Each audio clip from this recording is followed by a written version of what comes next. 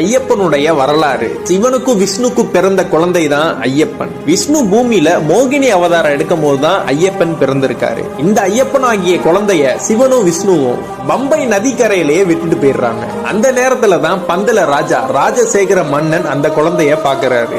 அந்த குழந்தையோட கழுத்துல மணி மட்டும் தொங்குனனால அவருக்கு மணிகண்டன் பேர் வைக்கிறாரு. தனக்கும் ரொம்ப வருஷமா குழந்தை இல்லாதனால அந்த குழந்தைய இவர் வளர்க்க ஆரம்பிக்கிறாரு. இவரோட அரண்மனைக்கு அந்த குழந்தைய கூட்டிட்டு போய் பாசத்தையும் வீரத்தையும் சொல்லி கொடுக்கிறாரு இந்த பந்தல ராஜா. ஆனா இவரோட மனைவிக்கு மணிகண்டனை மகனாயத்துக்க பிடிக்கல. மணிகண்டனுக்கு 11 வயசு ஆகும் போது மணிகண்டன் தான் அடுத்த ராஜான்னு சொல்லி நாடு முழுவதும் பேசப்பட்டது.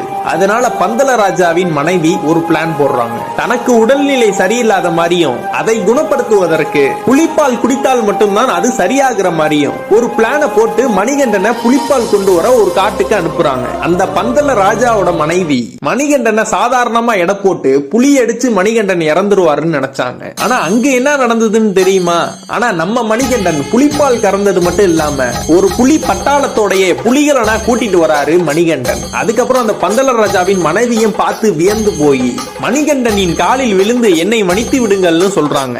என்னை நீங்கள் பெறாவிட்டாலும் என்னை வளர்த்து ஆளாக்கியவள் நீங்கள். எனக்கு இந்த ராஜ பதவிகள் வேணாம். எனக்குன்னு ஒரு இருப்பிடத்தை நான் அமைத்துக் கொண்டு அங்கு வரும் பக்தர்களுக்கு நான் அருள் பாலிக்க விரும்புகிறேன் சொல்றாரு. பந்தல ராஜாவிடமும் ஒன்னு சொல்றாரு. நான் இங்க இருந்து ஒரு அம்பு விடுகிறேன். அந்த அம்பு எங்கே போய் வீழ்கிறதோ அந்த இடம் தான் வேணும்னு சொல்றாரு. அந்த அம்பு விழுந்த இடம் தான் சபரிமலை. இந்த கலியுகத்துக்கே கண்கண்ட தெய்வமா இருக்கிறவர் தான் சபரிமலை ஐயப்பன்.